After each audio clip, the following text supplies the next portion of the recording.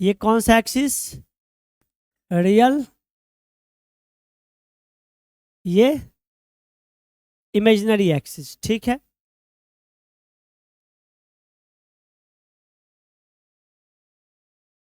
ये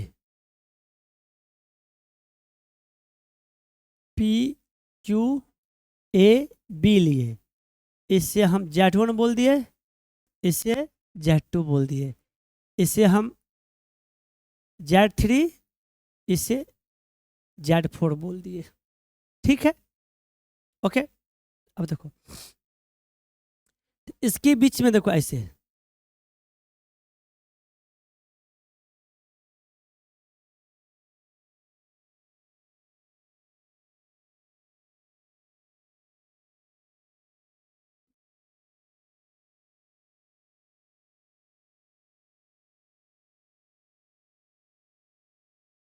ये इस पे ये मिला है और ये 90 डिग्री हो गया, ठीक है।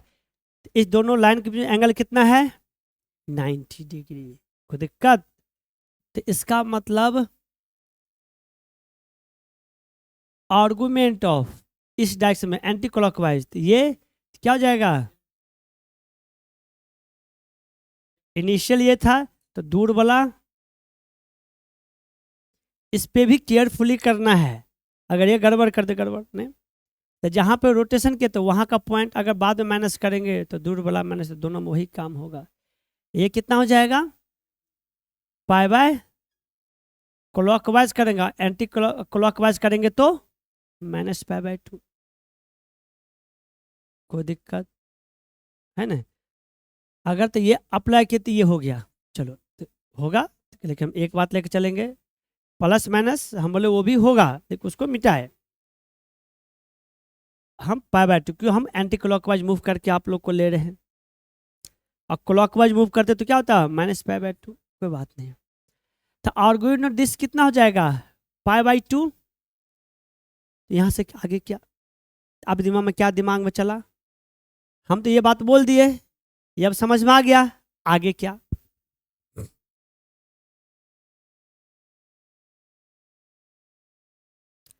मतलब क्या? अगर ये इसका मतलब अंदर में जो पार्ट है वो प्योरली इमेजिनरी हो गया, ये दिमाग चलना चाहिए। यही नहीं चलेगा, ये तो पढ़ा रखे ऑलरेडी, और उसका यूज ही नहीं कर पाएंगे, और वो बात टीचर ही बता रहा है, तब तो भैया आप पढ़े क्या, फिर सीखे क्या? फिर सीखना पड़ेगा चीज़ों को, ठीक है ना? हाँ, 50 चीज सीखेंगे तो 10 चीज भूलेंगे, 40 फिर भी याद रहेगा, और 40 से याद रखेंगे तो 10 30 से याद रहेगा, 30 याद करेंगे तो 20 से याद रहेगा, 20 करेंगे तो मैक्सिमम की बात मैं बता रहा हूँ, तो जितना मैक्सिमम दिमाग में सेट है उतना ज़्यादा याद रहेगा। तो बताइए, जब आर्गुमेंट किसी कॉम्प्लेक्स आर्गुमेंट अगर π/2 हो गया तो हम लिखा दिए थे ना, तो वो क्या होता है? Purely imaginary. जब अगर Z प्योरली इमेजिनरी है तो रिलेशन क्या बताए थे? Z equal to minus conjugate of Z, ये ना बताए थे, और किसी के दिमाग में नहीं आया। Z अगर प्योरली इमेजिनरी है तो Z बार में क्या रिलेशन था? Z equal to -Z bar, और Z प्योरली रियल है तो Z equal to Z bar. कम रियल नंबर पे कंजुगेट कोई फर्क डालता ही नहीं, डाल उसके साइन पे, है ना? तो इसका मतलब ये हो गया, तो ये जो कहानी था ये क्या हो गया? प्योरली इमेजिनरी हो गया, और ये प्योरली इमेजिनरी हो गया तो therefore Z4 - Z3 upon Z2 - Z1 equal to minus Z4 - Z3 Z2 - Z1 का होल कंजुगेट होगा या नहीं होगा? बात है समझ में? कोई दिक्कत यहाँ पे? अच्छा, आल्सो अगर ये Z अगर प्योरली रियल है तो इसको हम एलर फॉर्म में लिखेंगे, तो क्या लिखेंगे?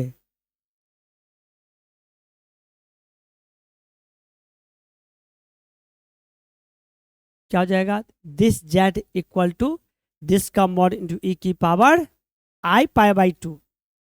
बात है समझ में?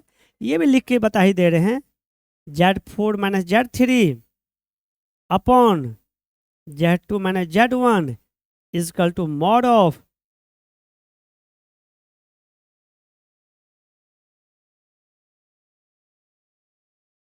ई की पावर आई, ये कॉस क्या हो जाएगा 0, साइन क्या हो जाएगा minus I sine pi by 2, तो माइनस आई मतलब क्या आई हो जाएगा, माइनस नहीं आई प्लस है ना, तो आई हो जाएगा, तो आई इंटू रियल फिर इमेजिनरी ही आएगा, तो ऐसा भी रहेगा, तो कोई दिक्कत नहीं। तो ये बात आया समझ में कि नहीं आया समझ में? 100% आ गया होगा। यही अगर आर्गुमेंट अगर प्लस माइनस पाई बाई 2 आएगा तो प्योरली इमेजिनरी होगा, इमेज होगा तो ये बात लेके चलेंगे, इसे सॉल्व कर देंगे तो क्या हो जाएगा, इक्वेशन हो जाएगा। ये कॉन्जुगेट है तो क्या ऊपर और डिनोमिनेटर न्यूमरेटर दोनों पर अलग लेके चलेंगे, फिर Z4 बार माइनस Z3 बार अलग अलग कर देंगे कॉन्जुगेट, फिर क्रॉस मल्टीप्लिकेशन कुछ रिलेशन आएगा और बन जाएगा आपसे क्वेश्चन। ठीक, अब आइए एक और बात है यहाँ पे,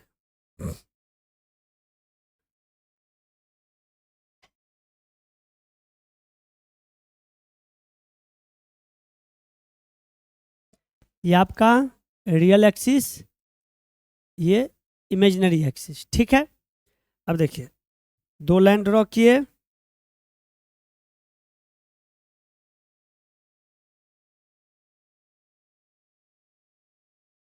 ठीक, इसे हम ए ले लिए, बी ले लिए, पी और क्यू ले लिए, फाइन। यहाँ पे क्या बचे, A B parallel C D ले लिए, यहाँ पे ए बी और पी क्यू क्या था, परपेंडिकुलर था, यहाँ पे A B parallel P Q, A B parallel P Q ले लिए हैं, ठीक। ये भी इसका एफ दिया है Z1, इसका एफ दिया है Z2, ये है Z3 और ये है Z4। तो इसके बीच में एंगल कितना बन रहा है 0, तो इसके बीच में हम क्या अप्लाई कर सकते हैं, कॉन्सेप्ट ऑफ रोटेशन, 0 बोलो या पाई बाय पाई, सॉरी पाई बोलो, प्लस माइनस पाई भी लेके चलते हैं, है कि नहीं है। तो अगर ये आपस में पैरेलल है तो देयरफॉर आपको क्या मिल जाएगा, आर्गुमेंट ऑफ किसी के बीच में Z4 minus Z3 upon Z2 minus Z1, है कि नहीं। दिस इज 0 और प्लस माइनस पाई, जो भी रोटेशन अप्लाई करेंगे तो ऐसा होगा या नहीं होगा, तो ऐसा हो गया, इसके अंदर की चीज़ें ये क्या हो जाएगा, प्योरली रियल, इसकी बात पहले बता रखे हैं। तो देयरफॉर क्या हो जाएगा, Z4 minus Z3 upon Z2 minus Z1, Z4 minus Z3 upon ये कंजुगेट दोनों क्या होगा, इक्वल होगा। ऐसे को एलर फॉर्म लिखेंगे, this equal to mod of this into e की पावर I0 या प्लस माइनस आई पाई, वो तो रोटेशन पे डिपेंड करेगा, पैरेलल है ये यहाँ पे है तो ये एक सीध में भी हो सकता था, तो कोई दिक्कत यहाँ पे नहीं ना, ये काम क्यों समझ में आ गया है ना। आर्गूमेंट जेड देखो बच्चे, फिर मैं एक रिमाइंड करवा दे रहा हूँ, आर्गूमेंट ऑफ जेड अगर थीटा है, आर्गूमेंट जेड अगर थीटा है तो थीटा एंगल होगा, तो एंगल होगा तो मतलब दो बातें प्लस और माइनस, तो एंगल अगर पॉजिटिव है तो क्या दिमाग में चलेगा, हैं तो मतलब दिमाग में क्या चलेगा,